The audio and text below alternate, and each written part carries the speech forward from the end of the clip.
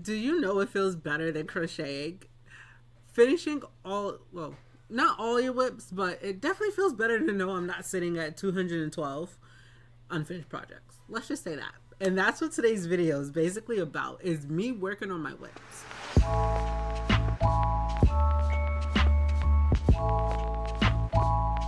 Hey everyone, welcome back to my channel. My name is Kayla, the creator behind Ties It On Crochets & Co. And we are doing a Whip Madness video. So my first Whip Madness video was me showing you guys all of my whips. And if you recalled, you will hear my son in the background. I had 212 unfinished projects. Now, I'm trying not to add to that number, but I've kind of added to it, but then I finished them, so technically they don't fall underneath the whips. They fall under finish because I made sure to get them done rather than throw them in the whip pile. But I got my notebook. I wrote down the names of all the patterns I used, and it was a little bit difficult to figure out the name of who the patterns were by because I don't remember. I don't remember where I got a lot of them from. So I basically went through my whips and grabbed ones that I knew I could easily find the pattern for. So Ribbler, for example, I mainly focused on Ribbler, and I have about 1, 2, 3, 4, 5, 6, 7, 8. I have 8 people's patterns, like pattern designers, and then me, which makes 9 in total. I mainly focused on my patterns because I know who made it. And then I focused on the ones that I know where the pattern came from. All the other ones, I can't help you there. So let's hop into it. We're gonna start off with the biggest one in the pile because it's sitting on top of everything else. Let me see. This one is by Naughty Pod. I'm gonna put, once again, I'm gonna have the information on the screen and down in the description. So let me back up. We got Elvira the Fairy Dragon.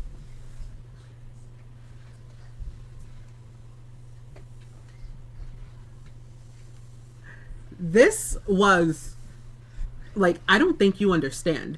Like, when I made this one, I absolutely instantly, like, fell in love with it. But my only issue is that what didn't I do? I had to sew on the wings, and I had to do the spine, like all the fur that you see, and I didn't do it, and that's why it ended up in the whip pile. Now for the yarn that I used this one right here, the Bernette Blanket, the ombre one. It changes color from like a dark pink to a light pink, and everything here is made with that yarn. The wings, I used white, I believe, because, let me see. Yes, the wings, I used white. Of course, the fur is white, but all of it is made with just that one ombre. So the tail, trident part, the legs, the arms, the ears, the horns, everything is made with one cake of yarn. It basically does take one cake of Bernette ombre to make this dragon. So if you wanted to make this dragon, just make sure you have, let me see how many yards it is. Make sure you have 220 yards. This is the one I used. It's upside down, but this is the one I used just in pink. I do want to make another one in blue, but I really want to make one. I don't know if I don't know. I had yarn everywhere. I kind of had to clean up, so it's kind of messy. But yeah, so I would say this took me maybe 6 hours interrupted, only because I would start, stop. And then one issue I was having is I wasn't sure about the eye size.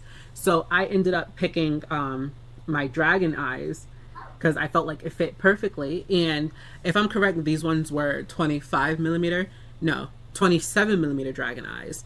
I did have 35s and I felt like they were too big. So, but I don't think I have this size dragon eyes anymore, so I'm kind of sad. But yeah, that is the first one that we finally completed, and I made sure it was the first one I completed because I absolutely love this dragon. I have a bag over here that I got It's like one of these bags that like has multiple zippers to it. So when you put something in it, you could zip it up and just shrink it down. It doesn't work with plushies. Not as good. But so that one is out the way. Now I'm gonna work on my patterns so I can clear off the table, and then everything will go down into the bag as I progress. So next up on the list is a pattern by me. They're all gonna be patterns by me for right now. And this one is my zebra pattern. I have not released it. I want to remake it, release it, and then I'm gonna make a different version of it. So here we have my zebra pattern. This was I made this last year. I did have it tested on Ribbler. I just never released it because this is one of the ones where it was during that time frame where another designer told me I could use fabric glue to glue pieces on rather than sew it, and that's what I did. And within like a week, I literally had my needles and stuff pinned in so the head would not move. But within like, I say like maybe like a week or two, the head was gone, and I didn't know where the head went, and I was like, uh-oh. And it turns out that my son took the needle out, and eventually the head fell off because it did not work. So I learned the hard way to not use glue, so I sewed it on. I went back through and sewed it on. This head ain't going nowhere. So yeah, I want to make some changes for the hair. I just did like the top. I like stopped. But what I want to do is continue down the back and at least reach like the back of the neck with the hairs. And then for the tail, I just did loops into the round. So like I would just loop and just keep going. But this is definitely a pattern I want to work on, and then I will release it. Okay. Next up is we have a frog that I made. I was trying to use up my scrap yarn. I didn't know what to make, and because it was green, I wanted to make a frog. So I made myself a low sew frog, and I don't have the pattern for it. I freehanded it, wrote the pattern. I saw it. I said, I don't think anybody would want this, but I do have the pattern on my iPad. I just never finished it. So yeah. I don't think I would release this frog pattern, especially because I have that frog pattern, and I think it looks much better. But yeah, this is just something I threw together with some scrap yarn, which I found out was not scrap yarn because when I made this, I have made another pattern, but I didn't finish the other pattern, and I put the yarn in this. So the other pattern, I have to figure out how I could use a different color yarn. So yeah, we have a frog by me that I don't think I would release the pattern. If I do, I'll just probably make it free and just post it on like my Ko-Fi and stuff. So let's keep on moving. Next up, we have a cow loaf that I freehanded. I did forget the spots because I was distracted, and so yeah, I don't plan on ever releasing this. Do I still have the pattern for it? Probably. I feel like there's enough cow loaves out there, so I'm not worried about releasing a cow loaf. But yeah, I did like the way the nose came out. This is completely no sew. If I don't know.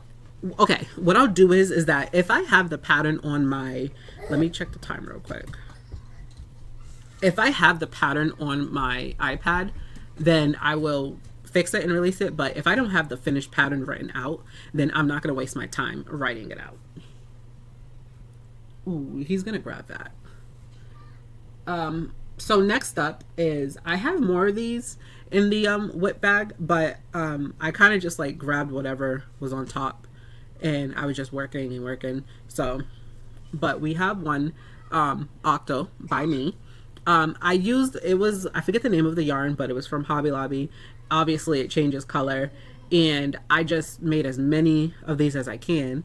And I believe the skein of yarn made 6 of these, and then it made a turtle shell, if I'm correct.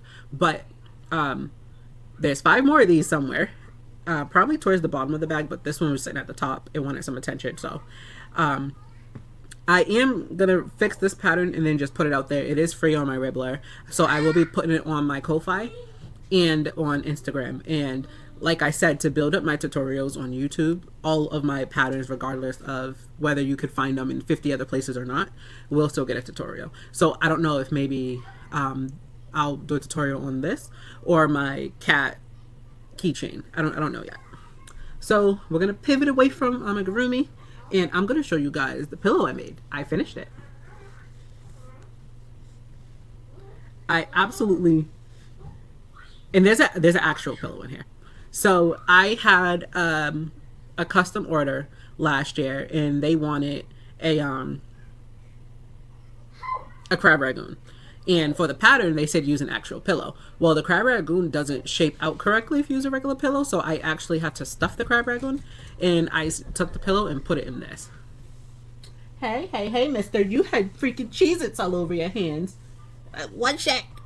Yeah, so I used a regular pillow in here, and it was so weird that it fit perfectly, because if you recall, if you watched my my first Whip Madness video, is all I had left was one side. So I did all the other sides. All I had to do was close it off.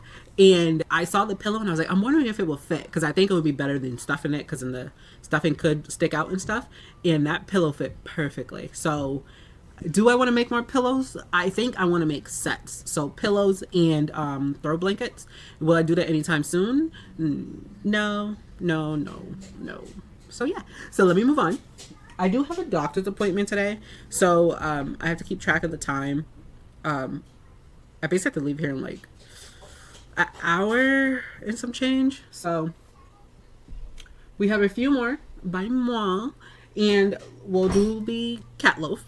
So this is one of my first cat loaves I made of my pattern, and I obviously made a lot of changes because you see how this one's skinny. This was my first one. I made a few changes. Now, I did not add eyes or anything to it because, like I said, this is like my first one. I didn't know where the eyes should go, and when I did put eyes in it, they were always lopsided, and I didn't like it. So I don't know what my son is doing right now, but he's going nuts. So I ended up embroidering everything, but now that I look at it, I think I made the this eye a lot bigger than the other one. But yeah, so a cat loaf by me.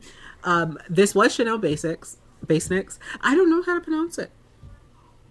Yeah, so and I don't remember much, but I know that all I had to do was embroider the face. Yeah, and that's what we did. If this wasn't pink, I would have given it to my son. He right now, he's into like green. Like green attracts him. So okay. Next up is I use my knitting machine. I think I use my Addy for this. One sec.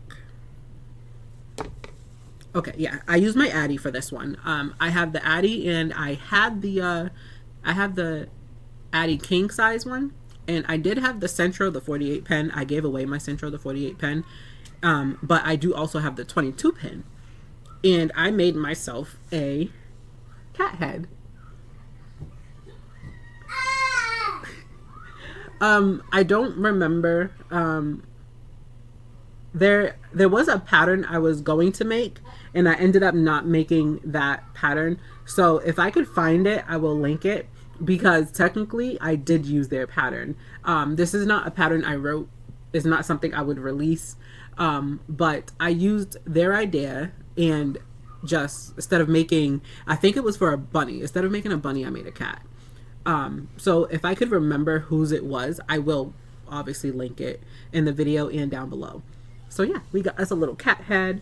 I believe this is Premier's Retro Velvet yarn. It didn't work too well in the machine. It did get stuck sometimes, but it worked good enough, I feel like. I like this one. I would totally make more of these and just have an army of the heads.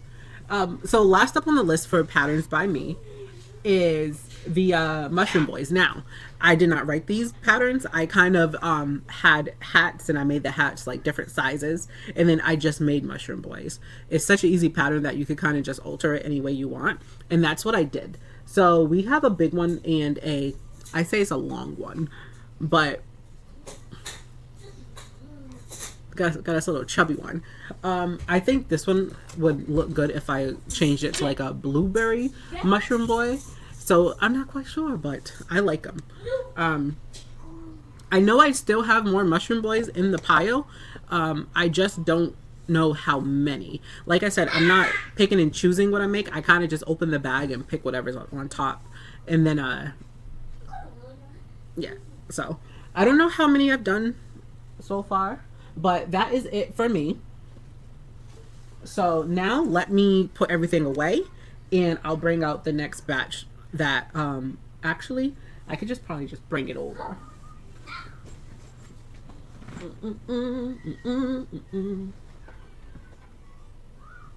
Okay, there we go. Okay, now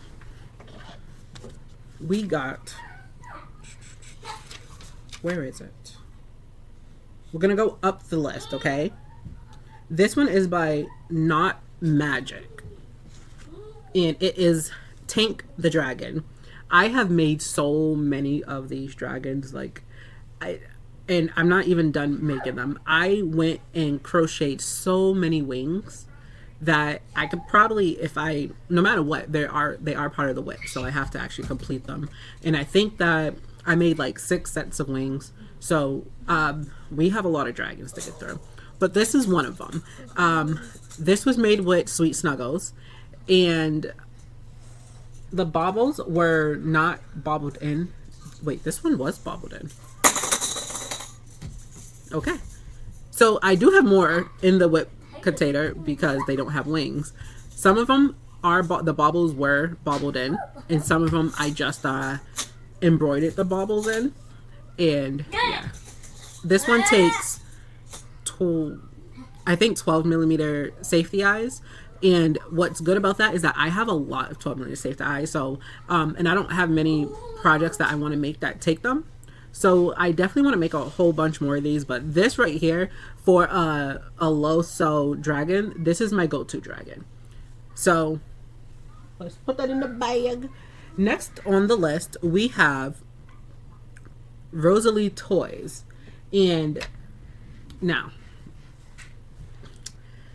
this is what upsets me, and I'm low-key wanting to tear it out, okay? So it's a koala by Rosalie Toys, and it is low sew. You only sew on the ears. Now, the eyes. I know you see the eyes. These are sinker eyes. Before I even knew that the eyes were supposed to sink in, like, I didn't know why they were called sinker eyes.